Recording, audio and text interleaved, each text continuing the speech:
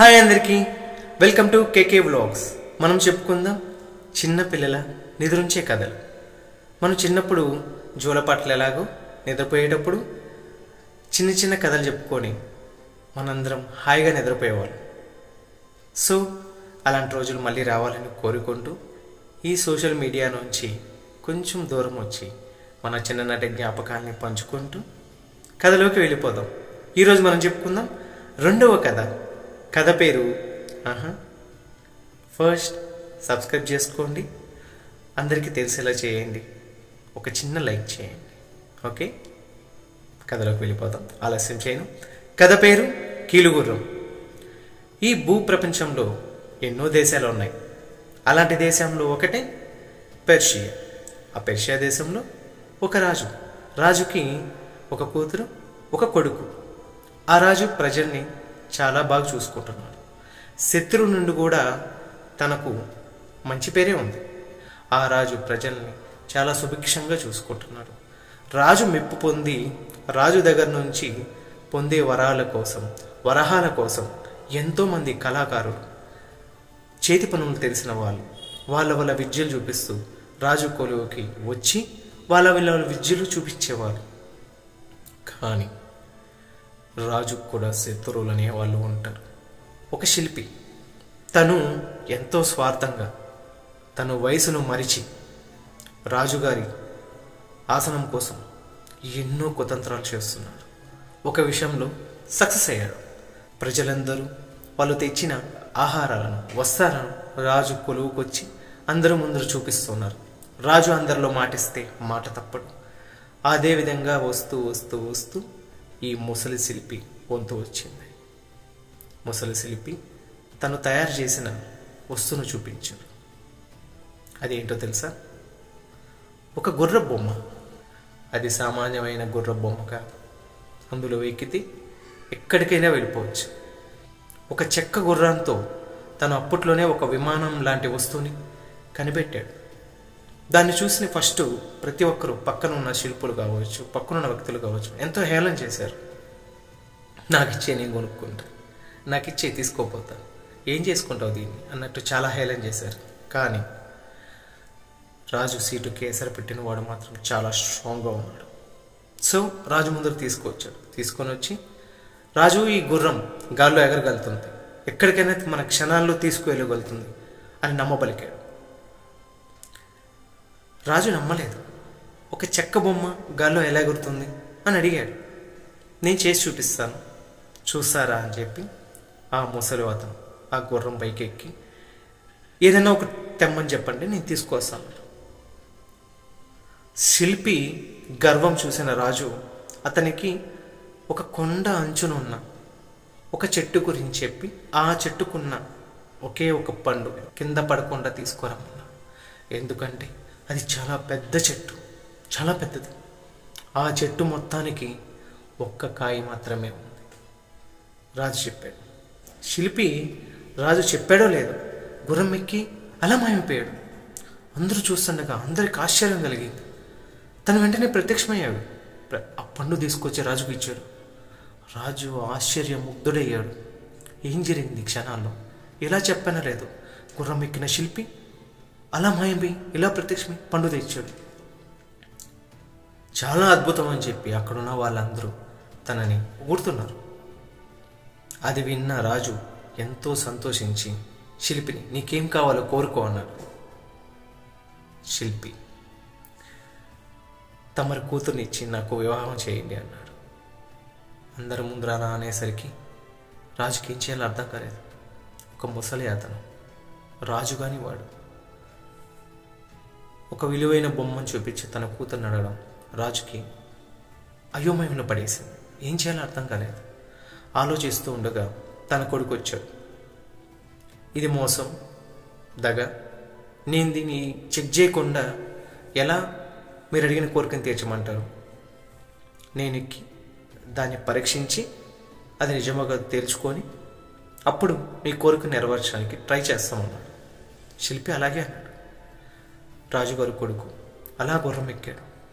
ఎక్కగానే అక్కడున్న మరం తిప్పాడు. తిప్పడం రాజుగారి కొడుకు మాయమైపోయాడు. ఎందుకంటే ఆ చెక్క గుర్రాన్ని తోలడం ఒక్క శిల్పికి మాత్రమే తెలుసు. దాని ఏంటో ఏమో తెలియకుండా రాజుగారు కొడుకు అలా వెక్కి ఆ మరం తిప్పగానే గుర్రం గాల్లోకి ఎగిరిపోయింది. రాజుకు అర్థం కాలేదు. అల్లార ముద్దుగున్న పెంచుకున్న కొడుకు గుర్రంపై వెక్కి మాయమైపోయాడు. తను కోపం పట్టలేక ఆ శిల్పిని తీసుకెళ్లి చెరసాల్లో వేయమన్నాడు. బట్టలు శిల్పిని చెరసాల్లో వేసేశారు. రాజు పొద్దున, మధ్యాహ్నం, సాయంత్రం, రాత్రి గడిచిపోయింది. కొడుకు తిరిగి రాలేదు. తను చాలా విలువలాడిపోతున్నాడు. ఏం చేయాలో అర్థం కావట్లేదు. రాజు కుమిలిపోతున్నాడు. ఇదిలా ఉంటే రాజుగారు కొడుకు కీలుగుర్రం పైన ఆకాశంలో వెళ్ళిపోతున్నాడు. అతనికి అర్థం కాలేదు ఏం జరిగిందో. మేఘాల మధ్యన వెళ్తున్నాడు. ఒక మనిషి, ఒక పక్షి ఏమి కనబట్టలేదు. కిందకి తెంగు చూశాడు. అల్లంత దూరంలో ఒక చిన్న చీమ పొట్టలాగా ఇతని రాజ్యం కనిపిస్తుంది. ఏం చేయాలో అర్థం కావట్లేదు. ఆపలేకపోతున్నాడు. కంగారు పడిపోతున్నాడు. భయపడిపోతున్నాడు. అన్నీ గుర్తొస్తున్నాయి. తన స్నేహితులు, రాజుగారు, చెల్లెలు, వాళ్ళతో ఆడుకున్న ఆటలు, మాట్లాడిన ముచ్చట్లు ఏమైపోతాయనో కంగారు పడిపోతూ చాలా భయపడిపోయి కళ్ళు మూసుకొని దేవుడా నన్ను కాపాడని ప్రార్థిస్తున్నాడు. కాసేపటికి కళ్ళు తెరిచారు. ఇంకాసేపటికి తన భయం పోయింది. భయం పోయి ఇప్పుడు ఈ గుర్రాన్ని ఎలా ఆపాలని ట్రై చేస్తున్నాడు. అన్ని రకాలుగా చూశాడు. ఆ గుర్రానికి ఉన్న జూలు ఇదిలించాడు. కాళ్ళ దగ్గర ఉన్న కీలు చూశాడు. తను ఏదైతే మర తిప్పాడో ఆ మరనే తిప్పాడు. ఎటువంటి లాభం లేదు. గుర్రం ఆగకుండా వెళ్ళిపోతూనే ఉంది. సడన్గా రాజుకి ఏం చేయాలో తెలియక ఆ గుర్రం చెవులు పట్టుకొని ఇలా లాగాడు. వెంటనే గుర్రం కొంచెం స్లో అయింది. ఓ, గుర్రాన్ని ఆపే మార్గం ఇదని తెలుసుకున్నాడు.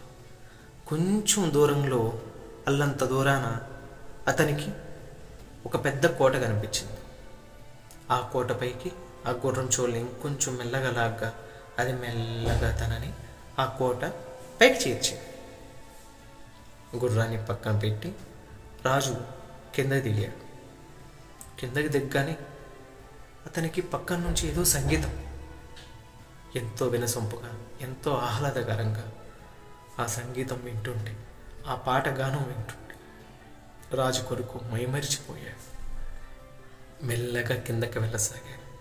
వెళ్ళగా అక్కడ ఒక సభలో ఆ కోటలోని యువరాణి తను తన చెలికత్తెలతో వీణ వేయిస్తూ సంగీతం కచేరీ చేస్తుంది. అది వింటూ రాజుగారు కొడుకు మైమరిచిపోయాడు. అక్కడున్న వాళ్ళందరూ కొంచెం సేదతీరక రాణి తను పడుకున్న పడక గది పక్కకు వెళ్ళి రాజుగారి కొడుకు తను నిద్రలేపాడు. ఉలిక్కిపడి లేచిన యువరాణి అతన్ని చూడగానే తన అందానికి దాసోహమైపోయింది. మొదటి చూపులోని ప్రేమలో పడిపోయింది. ఎవరు మీరు? ఎక్కడి నుండి వచ్చారు? ఇలా ఈ కోటలోకి రావడానికి మీకెంత ధైర్యం అని అడిగింది. తను వచ్చిన విషయం చెప్తూ మేడపైకి తీసుకెళ్ళి ఇది జరిగిన కథ అని రాజుగారు యువరానికి చెప్పారు. కథ వింటూనే ఎంతో ప్రేమలో ఇద్దరు పరితపించిపోయారు, మునిగిపోయారు. అలా కొన్ని రోజులు గడిచింది. యువరాజు యువరాణి ఎంతో గాఢంగా ప్రేమించుకున్నారు. తన మెల్లో ఉన్న ఒక వజ్రాల హారాన్ని యువరానికి బహూకరించాడు. అది సామాన్యమైన హారం కాదు, వెన్నెల్లో మెరుస్తుంది. ఆ హారం ఎన్నో వజ్రాలతో నిండుంది. అలాంటి హారాన్ని యువరాజు యువరానికి బహూకరించాడు. అలా వాళ్ళు ప్రేమించుకుంటూ కొన్ని రోజులు గడిచిపోగా యువరాజు పెళ్లి ప్రస్తావన తెచ్చి మనం పెళ్లి చేసుకుందాం, మన కోటకు వెళ్దాం రా అని యువరాణిని ఒప్పించి ఎగిరే గుర్రం మీద తన కోటకి తీసుకెళ్ళాడు. వెళ్తూ వెళ్తూ యువరాజు ఇంత పెద్ద యువరాణి ఒక కోటకి రాని, ఇలాంటి రాణిని అలా సాధారణంగా తీసుకెళ్ళి నాకు పెళ్లి చేయని మా నాన్నగారిని అడగడం అంత కరెక్ట్ కాదు. మేళతాళాలతో, వాయిద్యాలతో అంగరంగ వైభవంగా నా పెళ్లి జరగాలని యువరాజు మనసులో అనుకొని యువరాణిని తన కోటకు దగ్గరలో ఉన్న ఉద్యానవనంలోని చిన్న కోటకు తీసుకొచ్చాడు. యువరానికి తన మనసులో అనుకున్న మాట అని చెప్పి రాజుగారి దగ్గరికి వెళ్ళాడు. యువరాజు వస్తున్న సంగతి తెలుసుకున్న రాజు ఎంతో ఉబ్బితెబ్బపైపోయాడు. తన కొడుకు తిరిగి వస్తున్న ఆనందంలో రాజుగారి ఆనందానికి అవధులు లేకుండా పోయింది. ఎదురుగుండా వస్తున్న కొడుకుని చూసి పరిగెత్తుకుంటూ వెళ్ళి కౌగిలించుకొని, తండ్రి తిరిగి వచ్చావా అని ఎంతో ప్రేమగా వాత్సల్యం చూపించాడు. అలాగే యువరాజు కూడా జరిగిన కథంతా చెప్పి, ఇలా యువరాణిని తీసుకొచ్చాను, నాకు అంగరంగ వైభవంగా పెళ్లి చేయండి, రాణిగారికి ఎలాంటి లోటు రాకుండా తన పెళ్ళి చాలా గర్వంగా చెప్పుకునే విధంగా జరగాలని రాజుగారికి చెప్పి ఒప్పించాడు. ఇవన్నీ తెలుసుకున్న శిల్పి కారాగారంలో మరిగిపోతున్నాడు. రాజుగారు శిల్పును విడుదల చేయమని చెప్పాడు. ఆ శిల్పి ఏం వరం కావాలో కోరుకనుక నాకేం వద్దని చెప్పి వెళ్ళిపోయాడు. ఈ శిల్పి యువరాణి ఉన్న ప్రదేశానికి వెళ్ళి యువరానికి మాయమాటలు చెప్పి, రాజుగారు మిమ్మల్ని ఈ గుర్రంలో ఎక్కించుకొని తీసుకురమ్మన్నారు, నేనే ఈ గుర్రాన్ని తయారు చేసిన శిల్పి అని చెప్పి రాణిగారికి మాయమాటలు చెప్పాడు. యువరాణి నిజమే అనుకున్నది. తనతో పాటు ఆ గుర్రం ఎక్కింది. స్వార్థపూరితుడైన ఆ శిల్పి ఆ గుర్రాన్ని పైకి తీసుకువెళ్ళిపోయాడు. యువరాణి కోసం మేళతాళాలతో తన సైనికులతో ప్రజలతో వస్తున్న యువరాణి గుర్రం కనిపించలేదు. శిల్పి చేసిన మోసాన్ని గ్రహించి యువరాజు ఎంతో బాధపడ్డాడు. రాణి రాణి రాణి అని విలపించాడు. రాజు పరిస్థితి చూసిన ప్రజలందరూ కూడా ఎంతో బాధపడ్డారు. యువరాజు పరుగులు తీస్తున్నాడు రాణిగారి కోసం. యువరాణి తన శిల్పి తనను ఎత్తుకుపోతున్న విషయాన్ని గ్రహించి ఎంతో బాధపడింది. తను ఏం చేయాలన్నా చేయలేని పరిస్థితి, ఎందుకంటే గుర్రం గాల్లో ఉంది. అప్పుడు తనకు ఒక ఆలోచన వచ్చింది. తన మెల్లో ఉన్న వజ్రహారంలోని ఒక్కొక్క వజ్రాన్ని నేలకేస్తూ వచ్చింది. అలా ఒక్కొక్కటిగా వేస్తూ వెళ్తుంది. ఆ శిల్పి ఆ కీలుగుర్రాన్ని గ్రీకు దేశంలోని ఒక మైదానానికి తీసుకెళ్ళాడు. మైదానానికి తీసుకువెళ్ళి యువరాణిని బలవంతం చేస్తుండగా దూరంగా చూస్తున్న అక్కడున్న గ్రీకు యువరాజు గమనించి అక్కడికి వచ్చి వారించి ఏం జరిగిందో కనుక్కున్నాడు. యువరాణి విషయం అంతా చెప్పింది. విషయం తెలుసుకున్న గ్రీకు రాజు ఆ శిల్పిని అడ్డంగా నరికేశాడు. కానీ ఆ యువరాణి పైన మనసు పడ్డాడు. అది గ్రహించి యువరాణి నీ శత్రువుని వధించాను, నన్ను పెళ్లి చేసుకో అన్నాడు. యువరానికి ఏం చేయాలో అర్థం కాలేదు. తను పిచ్చి పట్టినట్టు నటించడం మొదలుపెట్టింది. ప్రేమించిన యువరాజును తనను వదులుకోలేక ఇక్కడి నుంచి అక్కడికి ఎలా వెళ్ళాలో తెలియక పిచ్చి పట్టిన దానిలా నటించడం ప్రారంభించింది. గ్రీకు రాజు తన కోటకు తీసుకెళ్ళి యువరానికి అన్ని వైద్యులు చేయిస్తున్నాడు. ఎక్కలేని వైద్యులు చుట్టూ గ్రామాల్లోంచి పట్టణాల్లోంచి వైద్యులు తీసుకువచ్చి వైద్యం చేయించసాగాడు. కానీ అది నిజమైన పిచ్చి అయితే తగ్గేది. నటిస్తుంది కనుక ఆ పిచ్చి ఎప్పటికీ తగ్గదు. తను ప్రేమించిన యువరాజు వచ్చేంత వరకు తను అలాగే పిచ్చి పట్టిందల్లా నటిస్తూ ఎంతో బాధతో కురింగిపోతూ ఉంది. అక్కడ యువరాజు అలా కొండలు కోనలు గుట్టలు దాటుతూ తనకి ఒక వజ్రం మెరుస్తున్నట్టు కనిపించింది. ఏంది ఇది అని అలా పట్టుకోగా తనకు గుర్తు వచ్చింది.